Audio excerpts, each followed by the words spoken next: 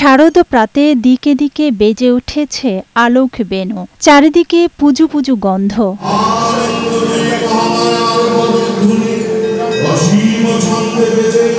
এ আবাহন মহাশক্তি মহামায়া দুর্গতি নাশিনী দেবী দুর্গার। মৃন্ময়ী মা চিন্ময়ী হয়ে জেগে উঠবেন, আপনালয় থেকে মর্তে আবির্ভূত হবেন। তাই তো সাজ সাজ রব প্রকৃতি জুড়ে।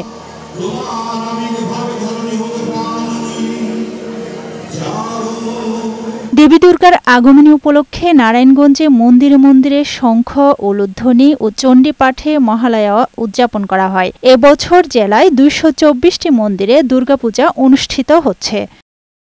বরিশালে রাধা গোবিন্দ মন্দিরে আয়োজন করা হয় মহালয়া উপলক্ষে জমকালো আয়োজন।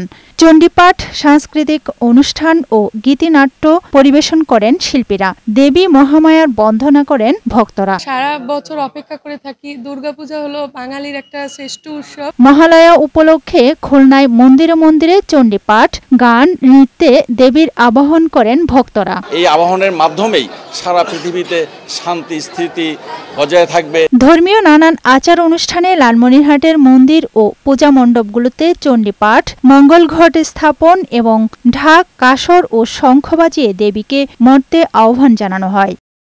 এদিকে রাজবাড়িতে বিভিন্ন মন্দিরে পরিবেশন করা হয় গীতি আলেখ্য মহিষাসুর মর্দিনী। আরামঘরের শিল্পীদের অংশগ্রহণে এই অনুষ্ঠান উপভোগ করে সব বয়সী ভক্তরা।